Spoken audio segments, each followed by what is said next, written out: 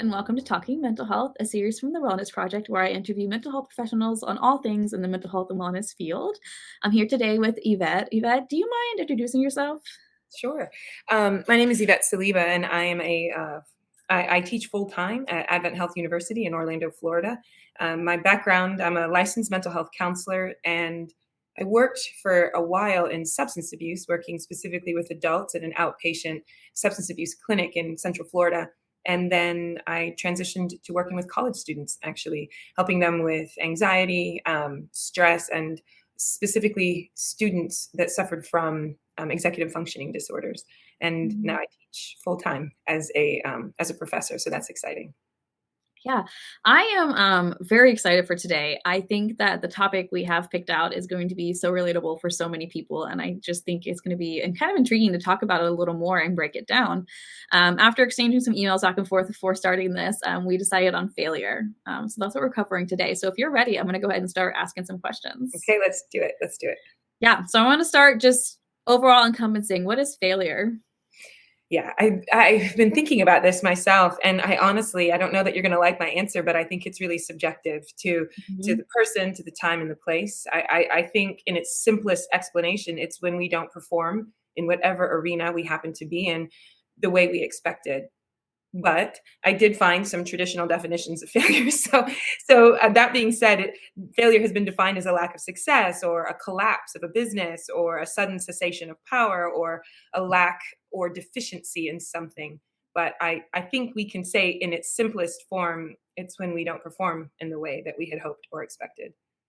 Yeah, and I appreciate that just distinguishing too there of like, here's some actual definitions, but here's kind of this other side of things, because I think using that word subjective to like who we are is very helpful, because I think sometimes we compare ourselves so much to those around us, and Yes, that just completely changes the definition of failure and what it means to us to fail things.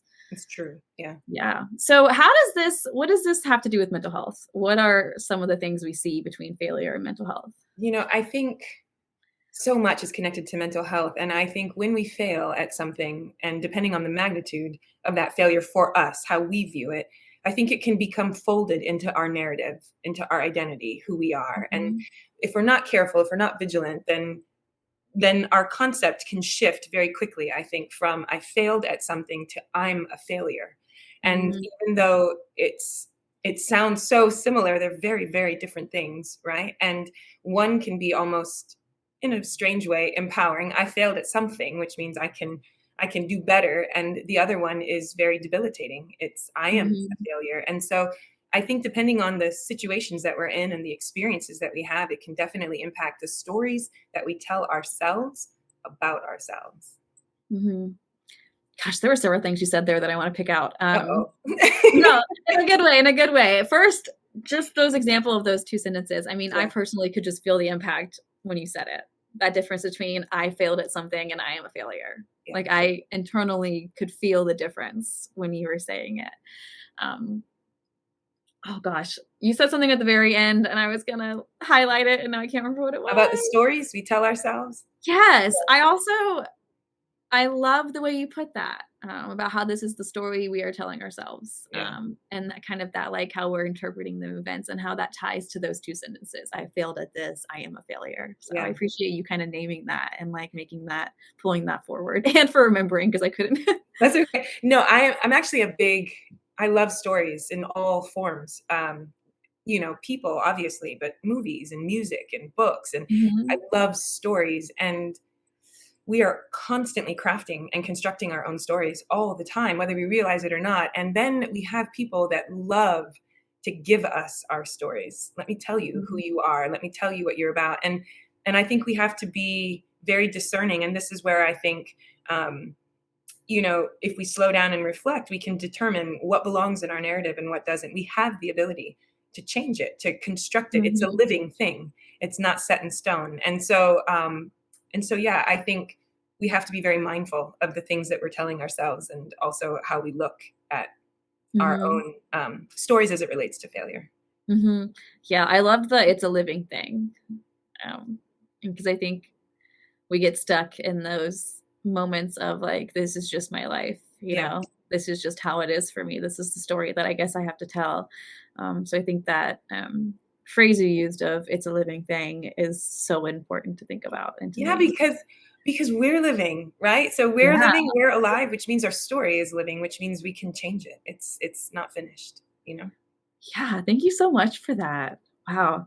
Well, you're I'm just welcome. so We can end right here because I that's know, like this is it. This is all of it. No, I just wow, and I know that strays off a little bit, but also it's so intertwined at the same time with failure and the stories we're telling ourselves. So, wow, I love that, and I'm so excited to continue this just because of what we have Okay. so far. Um, are there any trends we see with college students and failure? I think so.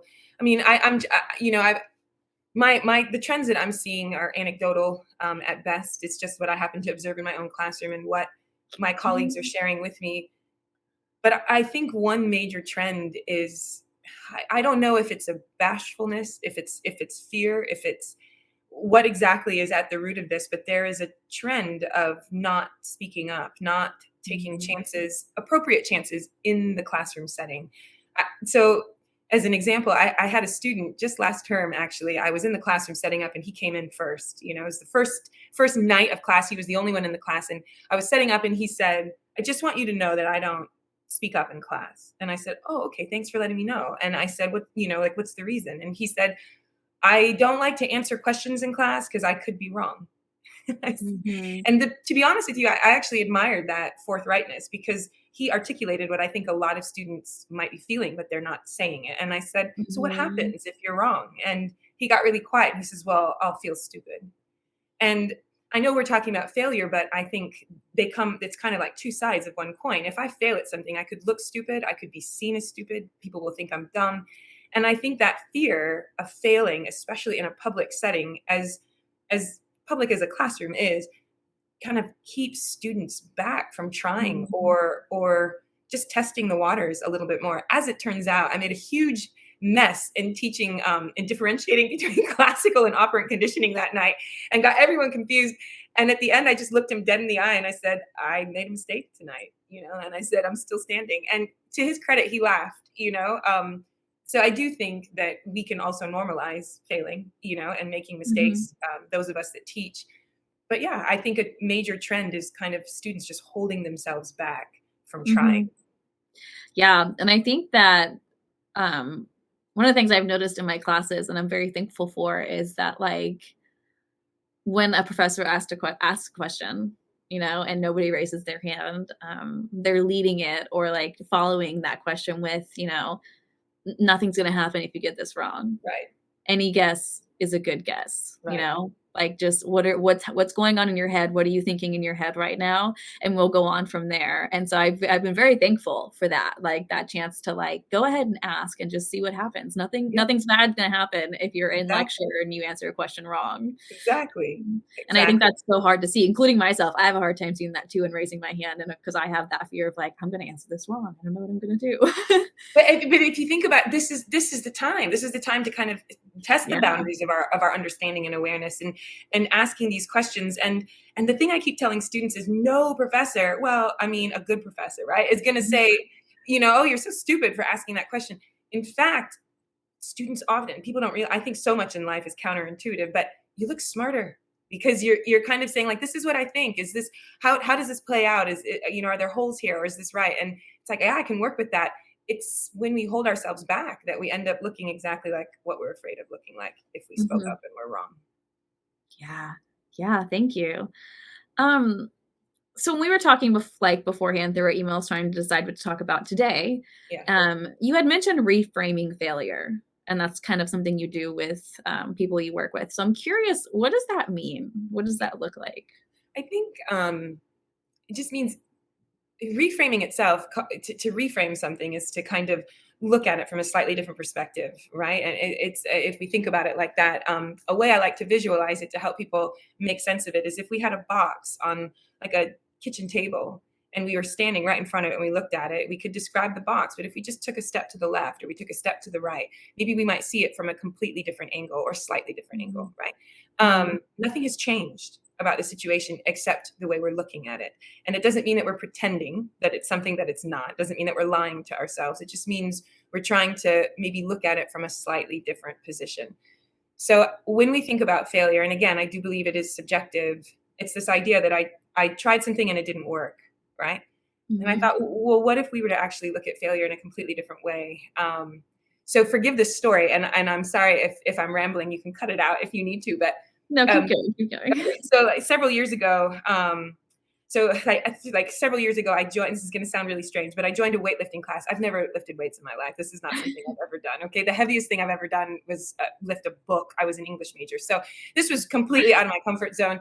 So, anyways, I remember I was doing this for several months, and I was doing okay. I mean, with my form and that sort of thing. And I remember one morning in particular, it was a particular move, and I could not get the barbell, like I couldn't get it to my front, what they call it, the front rack, which is like your shoulders.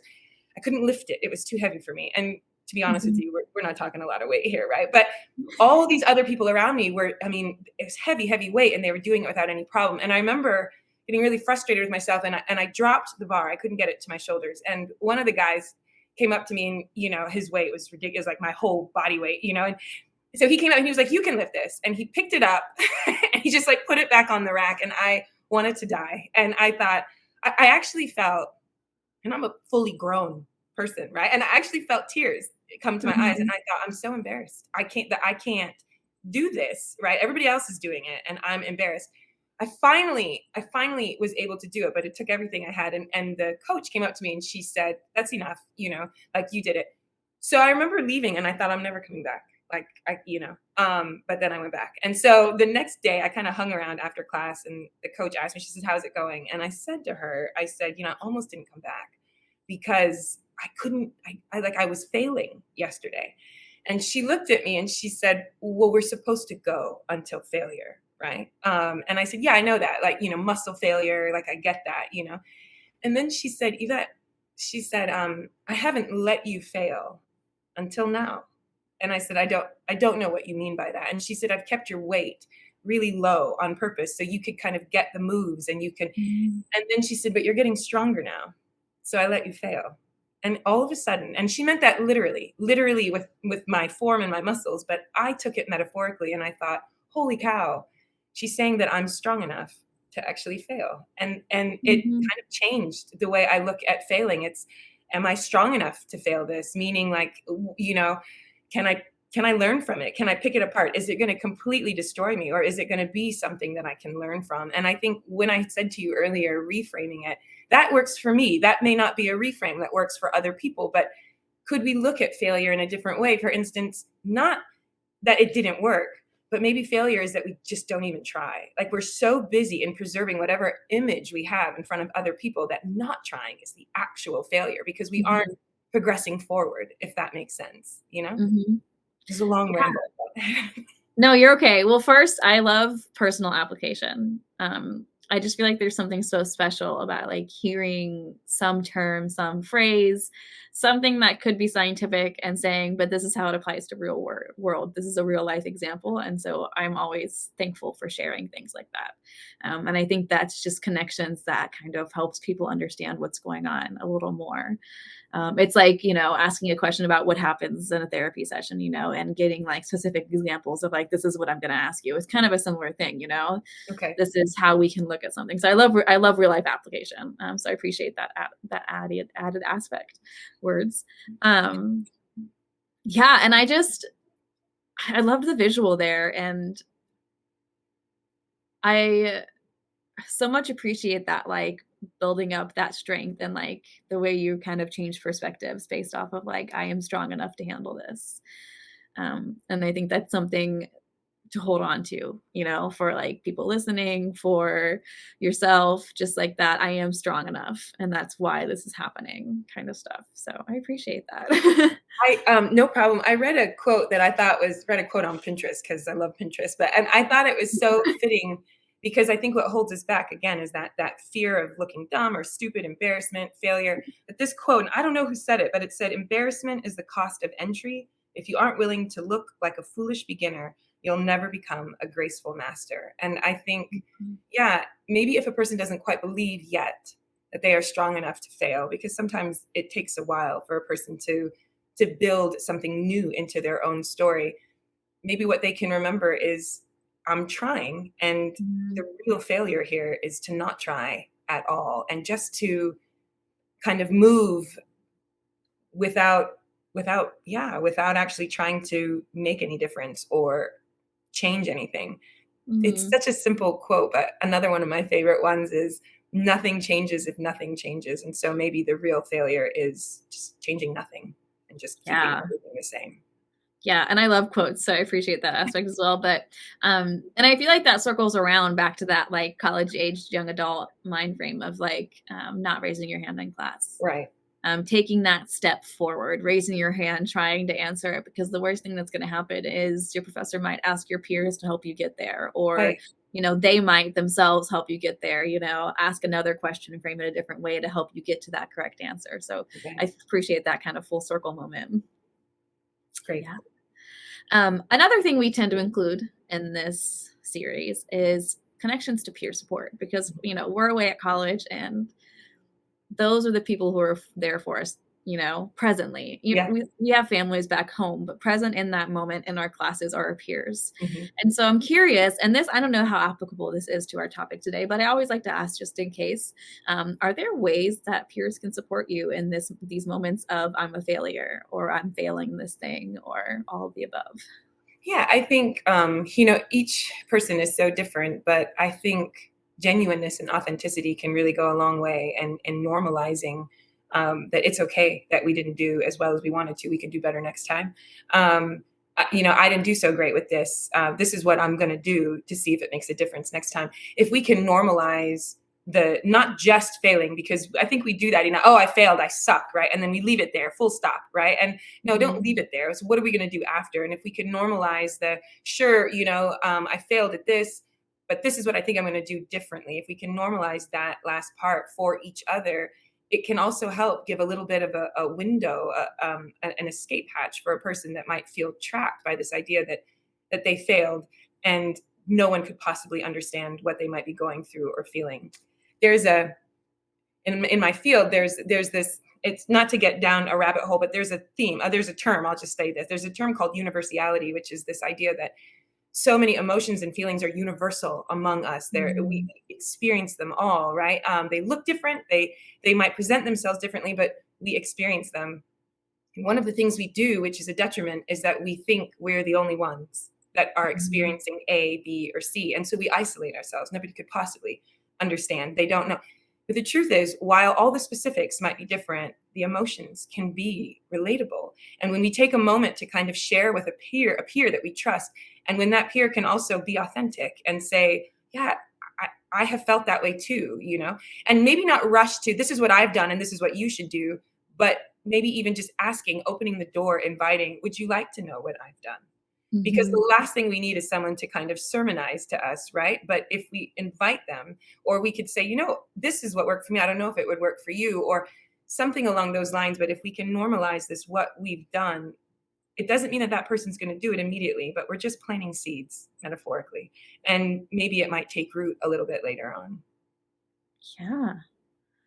Yeah, and so I also wanted to ask and add this in a little bit, aside from peers, Hmm. I mean, and I know just, like, from my own experiences, my friends, my relationships within school that there is this sense of, like, "Well, I'm failing this class, why should I even go to it?" Right. "Well, I'm having a hard time, I feel like I'm failing, should I even go back next semester?" And aside from peers, what should a college student do? Who do they turn to? What do they do in those moments of like, I don't know if I can get through this. I'm failing. Like what am I supposed to do now? Yeah, I think that's such a great question. And I think if they have mentors, if there are teachers Mhm. that they maybe they don't quite have a relationship with them, but they like that teacher, reaching out to them and sending them an email saying, "Can I talk to you?" Counselors on campus, any, another adult, somebody that has gone through it, right? That they could kind of talk to. And if there is absolutely no one, yeah, I mean, so a lot of schools have counselors, but if a student is in a situation where there is no counselor at school and there is no one in their personal life, finding a professional counselor can also be really helpful in helping them to reframe the situation just a little bit, if that makes sense. Mhm. And then I also think I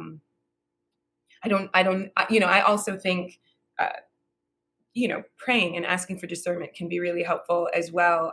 One of the things that I Um, there are so many stories in the Bible that I think can really help us. And I don't just mean make us feel better, but actually give us a little bit of a template. And by that, like, I Mhm. think, for instance, if a person is not at a stage yet where they feel like I am strong enough to fail, or it doesn't matter what I do, nothing is going to make a difference. I think about David, and I think about when David approached Saul, not just when he fought Goliath, but the lead up to it. And I get really excited. It's one of my favorite stories. But when David goes up to Saul and he says, "Let me fight this giant," and Saul says, "No, because you're a kid and you've never done it." Um, I love this part. David pushes back and he said, "I know, I have never fought a giant. You're right." And then he says, "But I fought this lion and I fought this bear, and the same God that got me through those will get me through this." That's the part of the story that I love, that he looked at his past to figure out, what have I accomplished? And he used it to help motivate him to face this giant. And in Mhm. our own lives, I think our lions and our bears, if we can take the time to identify what they are, and they can be really small. They don't have to be big. At the time, they felt like giants, but in retrospect, they're lions and bears, right? So like, it could be something like, okay, I've never taken this class before, but I did take a class that I never thought I could pass, and like squeaked by with a C. So if I could do that, then maybe I could do this. We have to look. And again, it comes down to our stories. What are we telling ourselves? How are we telling it? And what are we looking at to kind of give Mhm. us that motivation to face those giants that are right in front of us, if that makes sense. Yeah. I loved that, and I loved I know I've already used this phrase, I'm gonna use it again, real life application that you just kind of made between, these things we're reading in the Bible and what's happening in our real life. That's something I personally struggle with. I have a hard time, like, reading the Bible and going, "Well, what is," like, I don't have those moments often of, like, "This is what this means," and so I always Sure. appreciate when people can kinda put that in more perspective for me. Yeah. Because I'm one of those people who will tell you all day long, reading the Bible is hard. It is hard. I'm not going to argue with you. It is Yeah, hard. And there are whole passages that I'm like, I don't really know what to do with this. So I'm just going to leave it right yeah, here. But if we can tease out some of these stories, I think they're really kind of case studies of how yeah. individuals walked in their faith, and we can use them too. Mhm. And I think by, like, the way you kind of pulled out that verse and we're talking about it, it gives, like, this little bit of, like, motivation of, like, "Yeah, I can do that. I can go in and I can read a little bit, and I can find something that'll kind of help me discern what's going on within my own life." And so I love that little addition you have in there. Okay. Um, yeah, I mean, unless you have anything else you wanna add, I think we're probably good. Okay. Yeah. I don't know how long it's supposed to go, but yeah, I think that's kind of it. This is great. I really appreciated you being here and sharing with us. I enjoyed every bit of it. I'm so glad. Yeah, there were so many things that I just wanna pull and to sit and resonate with me a little bit. So thank you so much for being here, You're welcome. and thank you everyone for watching.